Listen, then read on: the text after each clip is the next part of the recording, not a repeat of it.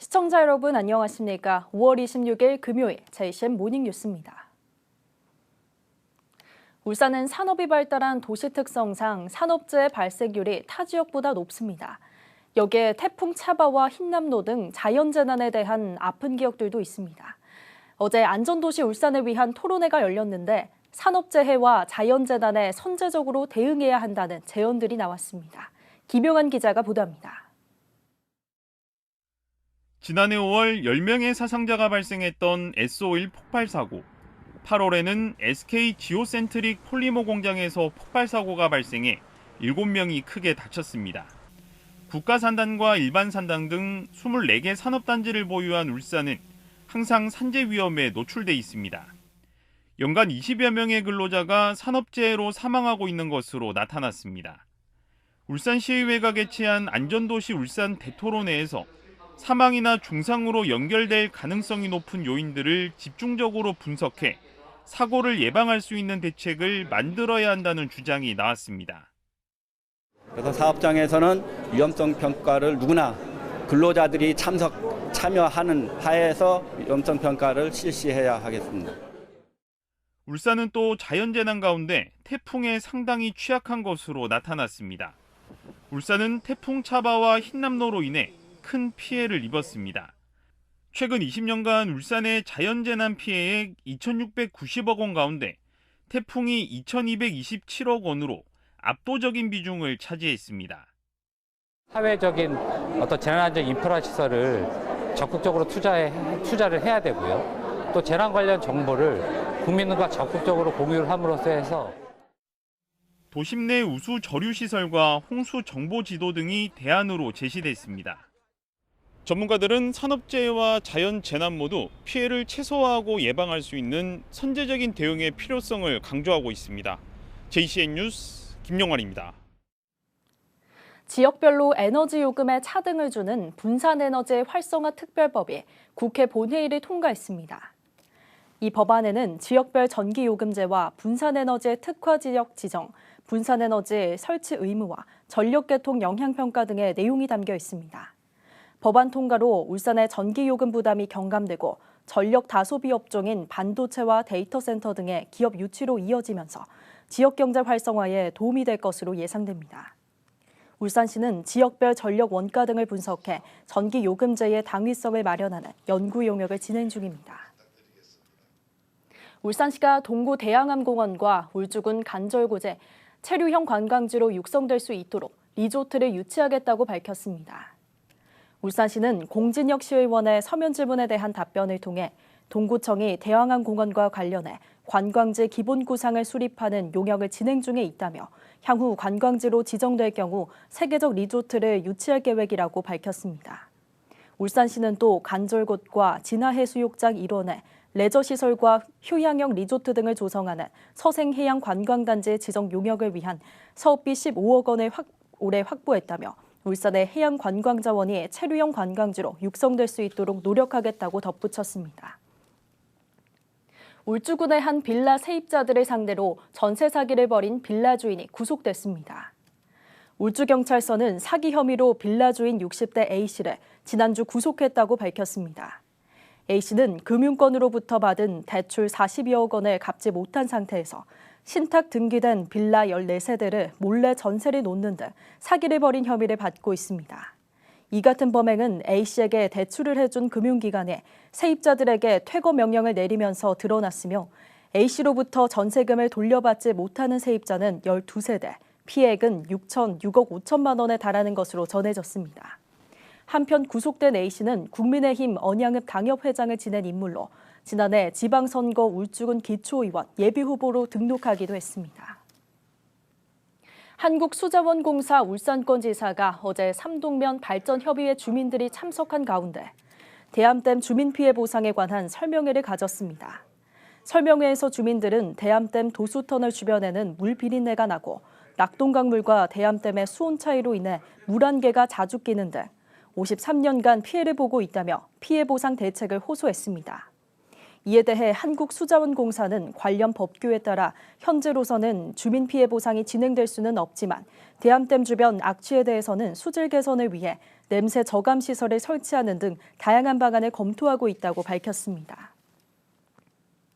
제52회 전국 소년체육대회가 오는 27일부터 나흘간 48개 경기장에서 36개 종목에 걸쳐 치러집니다. 울산에서는 41개 경기장에서 29개 종목이 열립니다. 울산시는 선수단 이동 편의를 위해 전세버스와 택시 등 수송차량 340대를 지원합니다. 또 소년체전 기간에 교통종합상황실을 설치해 종합운동장과 문수체육공원에 대한 교통 정체 상황을 관리합니다.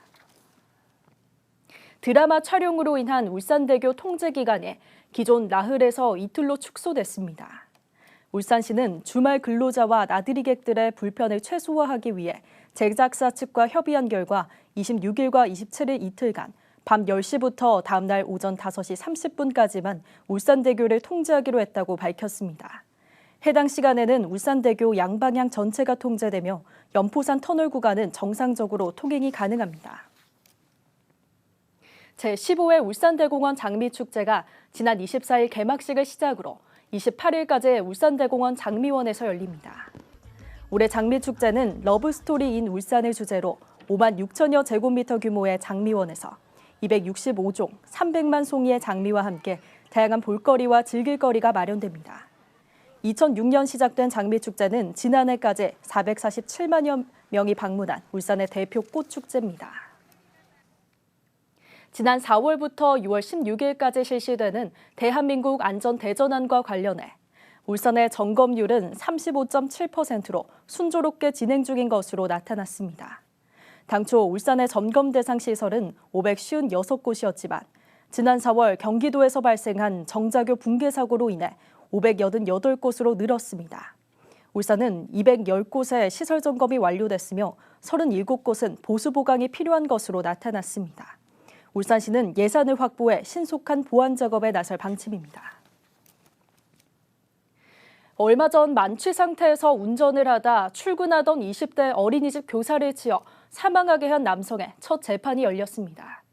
그런데 이 남성 사고 발생 이후 지금까지 사과 한마디 없었다고 하는데 유족들은 재판부에 엄벌을 탄원했습니다. 구현희 기자입니다. 지난달 17일 오전 울산의 한 도로.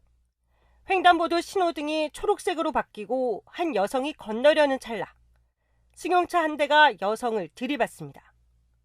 사고를 낸 차량은 멈추기는커녕 비상등을 켠 채 그대로 달아납니다. 사고 발생 2분이 지나 다시 사고 현장으로 돌아온 남성. 이번에도 아무런 조치를 하지 않고 가버립니다. 사고 발생 2시간 반 만에 집에서 체포된 20대 남성 김모 씨. 당시 혈중 알코올 농도는 0.131%로 면허 취소 수준이었습니다.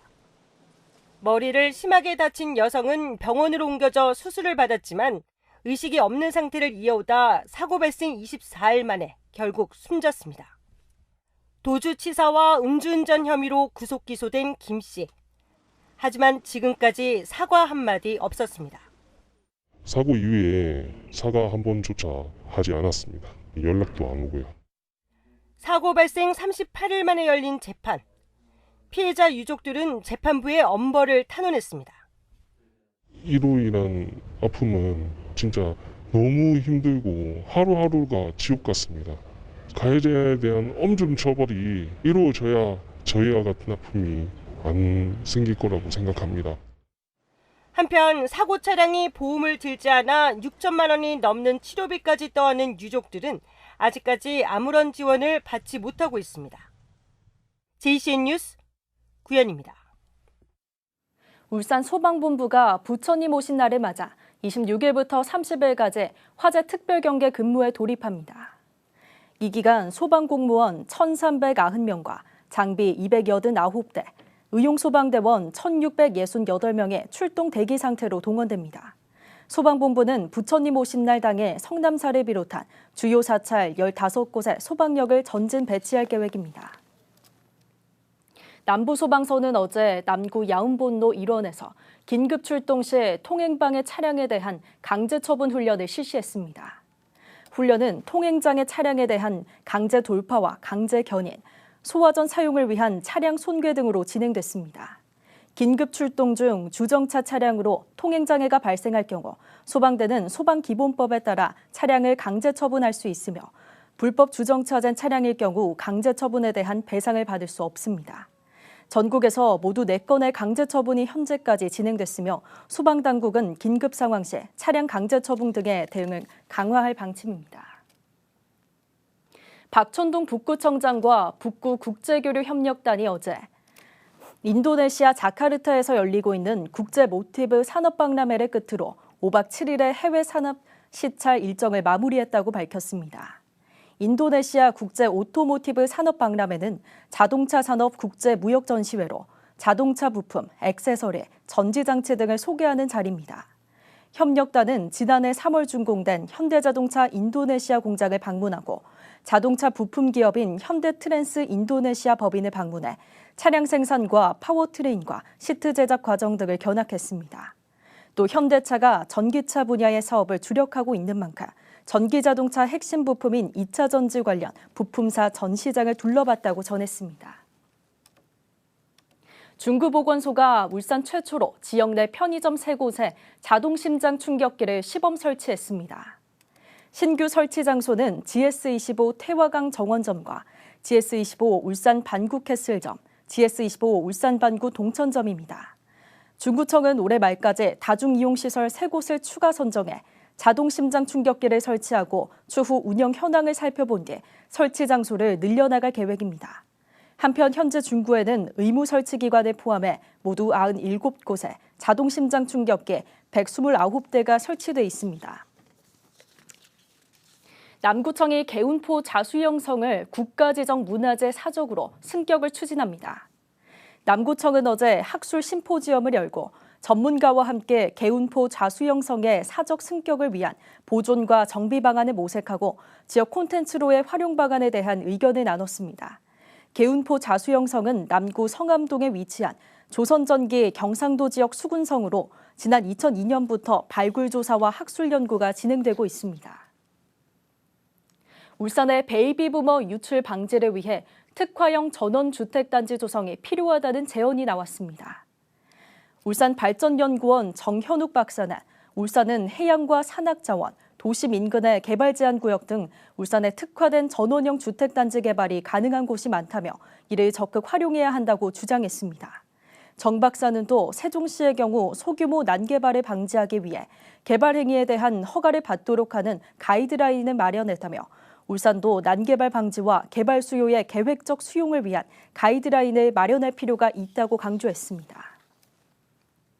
유니스트 생명과학과 박찬영 교수팀이 코로나 바이러스로 인한 선모세포의 손상 원인을 규명하는 데 성공했습니다. 박 교수팀은 코로나 바이러스의 프로테아제가 감염세포의 단백질을 절단해 감염을 쉽게 만들거나 감염세포의 손상을 일으킨다는 사실을 규명했습니다. 이번 연구가 바이러스로 인한 선모세포 손상을 예방하거나 완화하기 위한 약물 연구의 출발점이 될 것으로 전망합니다. 이번 연구는 국제학술지 의학바이러스학 저널에 2월 24일자로 게재됐습니다. 남구청이 대중교통 이용 환경 개선을 위해 스마트 승강장을 확대합니다. 스마트 승강장은 냉난방기와 휴대전화 충전기, 미세먼지 측정기와 공기청정기 등을 갖춘 버스 승강장으로 현재 울산대학교와 공업탁 등 남구 지역 7곳에 설치돼 있습니다. 남구청은 오는 31일부터 뼈대 설치 작업에 들어가 다음 달까지 신정시장과 현대백화점 일원 양방향 4곳에 스마트 승강장을 추가로 조성할 예정입니다. JCN 모닝뉴스를 마칩니다. 함께해 주신 여러분 고맙습니다.